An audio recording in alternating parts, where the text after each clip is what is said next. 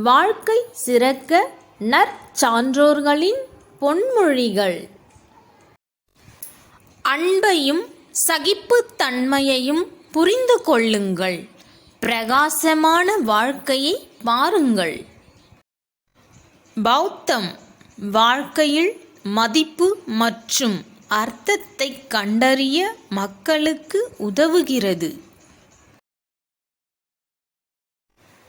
திருத்த முடியாத தவறுகளில் ஒன்று நம்மை அலட்சியம் செய்பவர்களிடம் திரும்ப திரும்ப அன்பு காட்டுவது.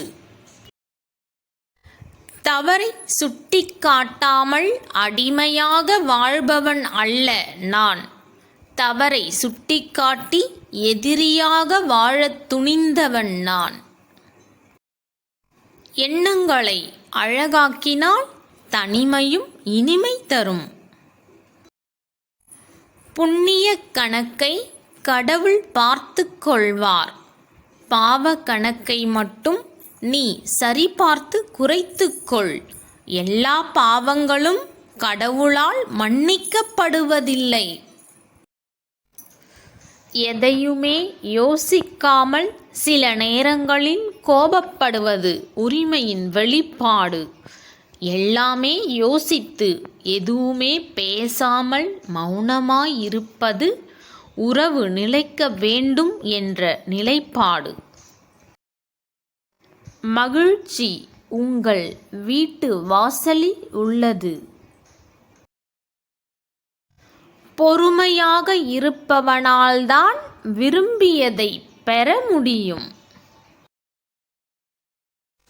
ஒரு முறை செய்த பாவத்தை மீண்டும் செய்யாத விதத்தில் மனதை நெறிப்படுத்திக் கொள்ளுங்கள்.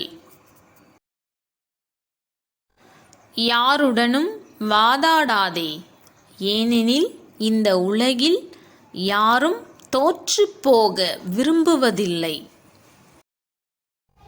கல்வி அறிவு இல்லாத ஆள் எருதை போன்று வளர்கிறான்.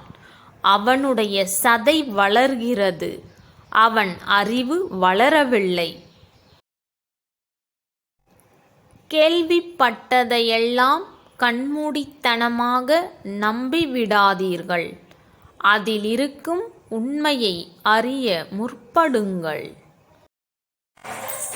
குளத்து நீர் முழுக்க கொப்பளித்து கொட்டினாலும் சொட்டு நீரும் ஒட்டாது தாமரை இலையில். அதுபோல் உனக்கு எந்த சூழ்நிலை வந்தாலும் கெட்ட எண்ணம் சேரக்கூடாது உன் நினைவில். துரோகிகள் யார் தெரியுமா?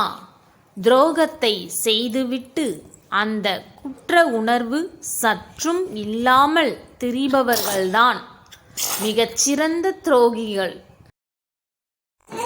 எல்லோருக்கும் நாம் நல்லவர்களாக இருக்க வாய்ப்பில்லை.